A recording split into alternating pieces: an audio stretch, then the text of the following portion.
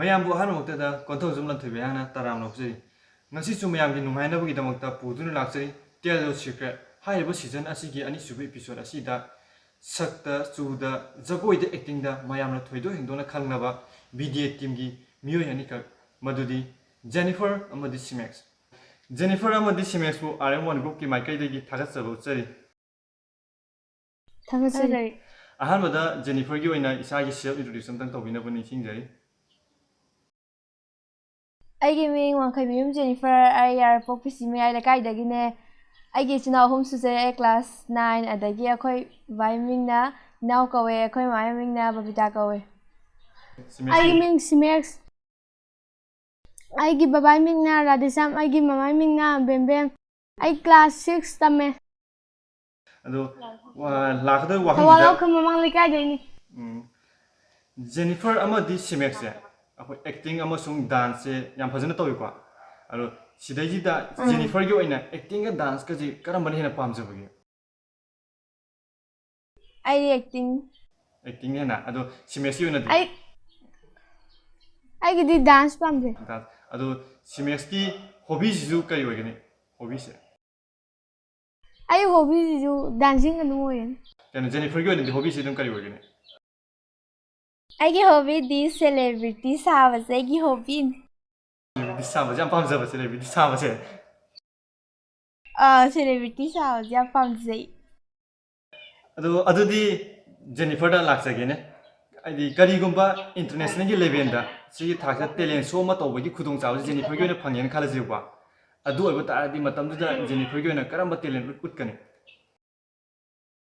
I acting do celebrities have a gay acting when Utkan. Celebrities have a Simax in a Karamba acting when Utkan and Karamba telling Utkan.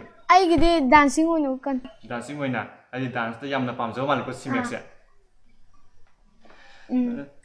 Jenifer, you in a BDA Madam Ducker have been in Belgium. I give video going I BDA Thoubal, I give BDM later, but Gizu, Kogus Minor, Mirakin Mangam Zavane. At a young Shavato was over Pangzavane. Tung the zoo, Tunkoina, young Shavato, one boys again. I do Jenifer in a handbook.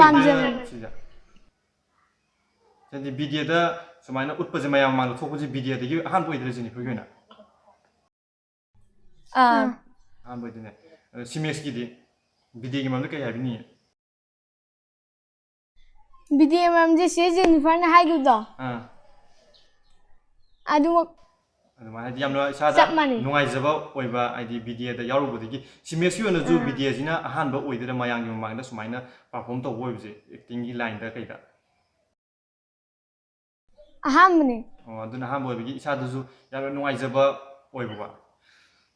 I know Matang Kayumba, Simaxka, Jenifer the Min Karpalakoba. High meaning as a Palakumatam the Jenifer Simax, you walk on the Anana Tolakodo, other than Pungopuba. And I have a mobile phone is Palakula, carry forward.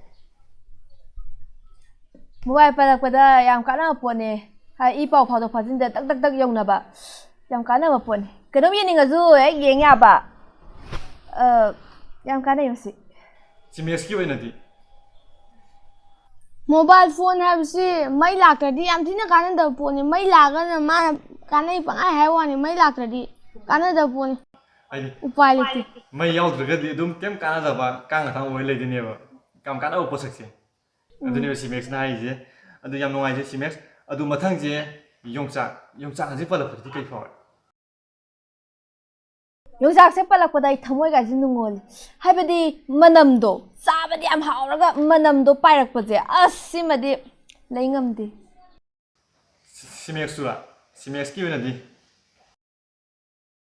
Young Sack, I was there. Saturday, I'm how I got to Pamina Bingham deal. Mark Pamina.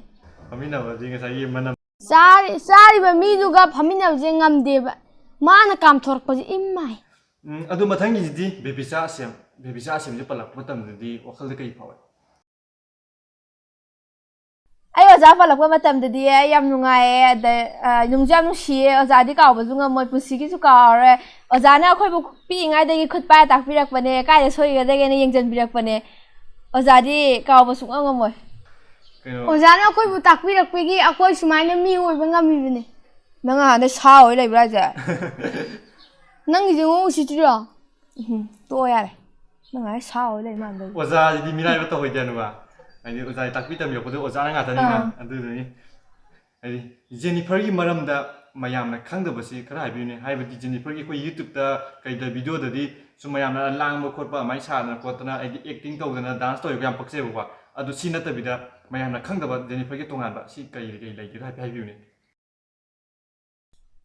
ꯃꯌꯥꯝꯅ ꯑꯩ ꯈꯪꯗꯕꯗꯤ ꯑꯩꯁꯦ ꯌꯥꯝꯅ ꯂꯦꯝꯃꯤ ꯃꯕꯨꯛ ꯐꯩ ꯍꯥꯏꯕꯁꯤꯃ ꯃꯣꯏ ꯈꯪꯗ꯭ꯔꯦ ꯑꯗꯒꯤ ꯑꯩ ꯏꯁꯧ ꯂꯥꯡꯉꯤꯁꯤꯁꯨ ꯃꯣꯏ ꯈꯪꯗꯦ ꯑꯩ ꯁꯦꯂꯦꯕ꯭ꯔꯤꯇꯤ ꯍꯥꯏꯕꯁꯤꯁꯨ ꯃꯣꯏ ꯈꯪꯗꯦ ꯑꯩꯒ ꯄꯨꯜꯂꯒ ꯂꯣꯏ ꯈꯪꯉꯅꯤ ꯁꯤꯃꯦꯛꯁꯀꯤ ꯑꯣꯏꯅꯗꯤ ꯍꯥꯏꯗꯤ ꯃꯌꯥꯝꯅ ꯈꯪꯗꯕꯗꯤ ꯁꯤꯃꯦꯛꯁꯀꯤꯁꯨ ꯍꯥꯏꯕꯤꯌꯨꯅꯦ ꯁꯤꯃꯦꯛꯁꯀꯤ ꯑꯣꯏꯅ ꯃꯌꯥꯝꯅ ꯈꯪꯗꯕ ꯀꯔꯤ ꯂꯩꯒꯦ ꯍꯥꯏꯕꯁꯤ ꯑꯩ ꯌꯥꯝ ꯂꯦꯝꯕ ꯃꯤꯁꯛ ꯑꯃꯅꯤ ꯃꯣꯏꯅꯗꯤ ꯃꯌꯥꯝꯅꯗꯤ ꯀꯔꯤꯝ ꯈꯪꯕꯤꯕꯖꯥꯠ ꯅꯠꯇꯦ ꯌꯥꯝ ꯂꯦꯝꯈ꯭ꯔꯕ ꯃꯤꯁꯛ ꯑꯃꯅꯤ ꯑꯩꯁꯦ ꯃꯣꯏꯅꯗꯤ ꯚꯤꯗꯤꯑꯣꯗ ꯄꯛꯂꯥꯡ ꯂꯥꯡꯖꯕ ꯋꯥꯅꯤ ꯑꯩꯁꯦ ꯌꯥꯝ ꯂꯦꯝꯕꯅꯤ ꯑꯁꯦꯡꯕꯗ ꯔꯤꯌꯦꯜ ꯂꯥꯏꯐꯇ ꯂꯥꯛꯑꯒ ꯈꯪꯕꯤꯔꯅꯤ ꯀꯥꯏꯌꯣ ꯑꯩꯁꯦ ꯌꯥꯝꯅ ꯂꯦꯝꯕ ꯃꯤꯁꯛ ꯑꯃꯅꯤ ꯀꯥꯏꯗꯤ ꯚꯤꯗꯤꯑꯣꯗꯗꯤ ꯃꯌꯥꯝ ꯂꯥꯛꯇ ꯂꯥꯛꯑꯗꯤ ꯈꯪꯕꯤꯔꯅꯤ ꯂꯥꯛꯇ ꯂꯥꯛꯑꯗꯤ ꯍꯧꯒꯠꯂ ꯆꯦꯟꯅꯤꯡꯗꯣꯏꯅꯦ ꯃꯌꯥꯝꯁꯦ ꯃꯥ ꯎꯕꯗ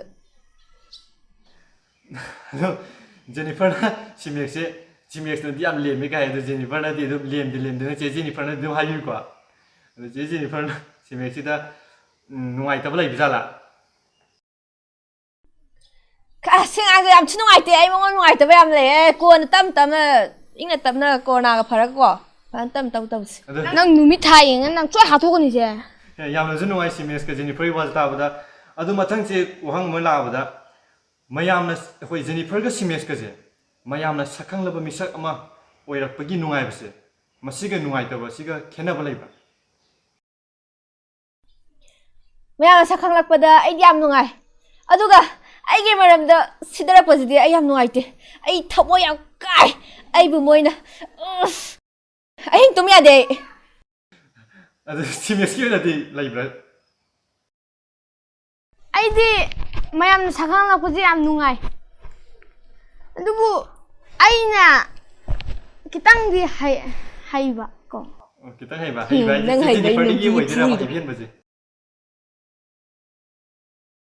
नंदी फुद्रो नंदी फुबदो सै आइना निङो नङोन्दै हैबे हेलि हैरंगानी अदुनने dialogue ngang chahi chukpa am changi खतरने नंग फंगब्रोदा हे अखोदि फंगदबा हैबा अदुनि सुम याम जुनुगानि जेनिफरगा सिमेक्सगाजे अदो अइ वहांग अमतंग जगी को आबदि हाइबो वांगसी BDA गा हाइबो BDA जेनेगा पे मै लेनरनि को हाइदि हौजि फोगदा ngasi बोक्ता जेनिफरगा सिमेक्सगना हरपदगी नमक पजिदा BDA जेनेगी नमगी भिडियो सिंगे सिदा भिडियो नम हाइबो जिमक्तबो खोगी अवाबा नुंगाइबा सुमबजिदि दुम लैनि को अदो अवाबजिना करम बोइदना अदुगा भिडियो नम बिदा इसागे नुंगाइ करम बोइदना अदु मसी जेनिफर थान लाक्सगे अदु करम बोइनि आइगी नुंगाइबदि आइना भिडियो नमकपदा आइगी चावबा लाइबक्सिमा याम नुंगाइरे हांगदे याम नोखि अदु थिंग तौबदा आइ हाइबदि नोकपदे एक्टिंग का तौ गमदे अदुगा आइना ख्वाइदै वाबदि आइगी थमोय पिग्रेना अमा लै अस खंगदे फजबि साबजे खोइ खरा वाइएबा खंब्रा खोइदि काथुकारांगि मी साबना खरा पएबा हाइबदि एक्टिंग जि तौसे यादो फजबि साबना खरा साब नुंगाइजे फजबि साबजे एक्टिंग जि फजबि साबे एक्टिंग जे खोइ हैतेबा अदो सिमेक्सकी ओइनादि हैत्रजु सादी साइको हा लमफुदने दुदि नमफु ओयु नंगदि याम लेम्बा सारे याम पक्त्रे नंगदि यारे सिमेक्सकी ओइनादि लैब्रा आइदि आइना लै आइना ख्वाइ नुंगाइगिबना लाइर मचाजे आइ ख्वाइ नुंगाइगि अदुगा ख्वाइ वागिबना रामकिकसे आइ ख्वाइ वागि रामकिकसे वागि माना कौरकपुजि युंगो नाहुमजिदा बंग बंग सा लैबिनि अदो नंग पाक्थदबदो आई पाथर जू नाय येंबदि रामकिस यामनदि नुंगाइ अखोइदि येंबा अखोइदि रामकिस तो नन सारिबो रोल याम चाना बाहाइगद्रा कइनो याना चानाबदो अमाइनो ओइगि मयामनदि येंबदा नुंगाइ वानि नंबदि लोरे बंग बंग सारा हलकपिनि मे सुमाना कौरकपुजि लोरे माजे तौगे नै खरा नुंगाइतब लैबदो फुंदोबने दि जेजे फना तौ याम तौ बोइरामने को नंग मथंग खंगनि न मथंगी वाखंजिदि डाइरेक्ट जेनिफर दो लासे को जेनिफरगी ओइना आइदि पामा सेलिब्रिटी से कना ओइगदिनो अने ख्वाइदे पामा सेलिब्रिटी दि समाजे आइ याम पामे ꯃꯥꯅ ꯇꯧꯔꯛꯄ ꯃꯥꯅ ꯆꯠꯄ ꯈꯪꯗꯦ ꯃꯥꯅ ꯑꯦꯛꯇꯤꯡ ꯇꯧꯕꯁꯦ ꯑꯁ ꯈꯪꯗꯦ ꯃꯥꯅ ꯁꯦꯠꯂꯛꯄ ꯗ꯭ꯔꯦꯁ ꯈꯪꯗꯦ ꯑꯩ ꯃꯥꯅꯕꯨ ꯁꯦꯠꯂꯦ ꯍꯥꯏ ꯂꯣꯏ ꯁꯦꯠꯂꯅꯤ ꯑꯩꯁꯦ ꯈꯪꯗꯦ ꯌꯥꯝꯅ ꯈꯪꯗꯦ ꯌꯥꯝ ꯄꯥꯝꯃꯦ ꯑꯩꯁꯦ ꯁꯣꯃꯥꯁꯦ ꯁꯨꯃꯥꯏꯅ ꯇꯧꯊꯣꯛꯄ ꯑꯦꯛꯇꯤꯡ ꯁꯦꯠꯇꯣꯔꯛꯄ ꯁꯤ ꯌꯥꯝꯅ ꯄꯥꯝꯖꯕ ꯑꯣꯏꯕ ꯖꯦꯅꯤꯐꯔꯒꯤ ꯑꯣꯏꯅꯀꯣ ꯑꯗꯣ ꯑꯩꯈꯣꯏꯒꯤ ꯍꯣꯏ ꯄꯥꯝꯃꯦ ꯄꯥꯝꯖꯕꯅ ꯅꯠꯇ ꯅꯨꯡꯁꯤꯕ ꯃꯤꯅ ꯇꯧꯔꯛꯄꯁꯦ ꯏꯄꯛꯇ ꯄꯛꯆꯩ ꯏꯄꯥꯝꯗ ꯄꯥꯝꯖꯩꯗꯣ ꯑꯗꯨꯅꯤ ꯄꯛꯆꯩ ꯑꯗꯣ ꯌꯥꯝꯅꯁꯨ ꯅꯨꯡꯉꯥꯏ ꯖꯦꯅꯤꯐꯔꯒꯤ ꯑꯣꯏꯅ ꯍꯥꯏꯗꯤ ꯆꯦ ꯁꯨꯃꯥꯕꯨ ꯌꯥꯝꯅ ꯍꯥꯏꯗꯤ ꯆꯦ ꯁꯨꯃꯥꯕꯨ ꯌꯥꯝ ꯄꯥꯝꯖꯕꯁꯤ ꯑꯗꯣ ꯁꯤꯃꯦꯛꯁꯀꯤ ꯑꯣꯏꯅꯗꯤ ꯁꯤꯃꯦꯛꯁꯀꯤ ꯈ꯭ꯋꯥꯏꯗꯒꯤ ꯄꯥꯝꯖꯕ ꯁꯦꯂꯤꯕ꯭ꯔꯤꯇꯤꯁꯤ ꯀꯔꯤ ꯑꯣꯏꯗꯣꯏꯅꯣ ꯍꯥꯏꯗꯤ ꯏꯁꯥꯅ ꯌꯥꯝ ꯄꯥꯝꯖꯕ ꯁꯦꯂꯤꯕ꯭ꯔꯤꯇꯤꯁꯦ ꯑꯩꯒꯤꯗꯤ ꯖꯦꯅꯤꯐꯔꯁꯦ ꯑꯩꯒꯤꯗꯤ ꯌꯥꯝ ꯄꯥꯝꯖꯩ ꯃꯥꯒꯤ ꯑꯦꯛꯇꯤꯡ ꯁ꯭ꯇꯥꯏꯜ ꯀꯦꯔꯦꯛꯇꯔꯁꯦ ꯑꯩꯗꯤ ꯌꯥꯝ ꯄꯥꯝꯃꯦ ꯖꯦꯅꯤꯐꯔꯁꯦ ꯍꯔꯥꯎꯕ ꯃꯥꯜꯂꯦ ꯀꯩꯅꯣ ꯇꯧꯔꯤꯅ ꯀꯩꯅꯣ ꯑꯩꯕꯨ ꯄꯥꯝꯖꯕ ꯃꯤ ꯂꯩ ꯍꯥꯏꯕꯁꯤꯗ ꯑꯩꯁꯨ ꯁꯦꯂꯤꯕ꯭ꯔꯤꯇꯤ ꯐꯖꯕꯤ ꯁꯥꯔꯤꯅꯤ ꯀꯩꯅꯣ ꯆꯩ ꯅꯁꯛ ꯈꯨꯊꯤꯗꯨꯒ ꯑꯩꯗꯤ ꯍꯣꯂꯤꯋꯨꯗꯀꯤ ꯖꯦꯅꯤꯐꯔ ꯂꯣꯔꯦꯟꯁ ꯍꯥꯏꯔꯒ ꯃꯨꯠꯀ ꯁꯥꯒꯠꯇꯅ ꯇꯧꯔꯤ ꯅꯁꯛ ꯈꯨꯊꯤꯗꯨꯒ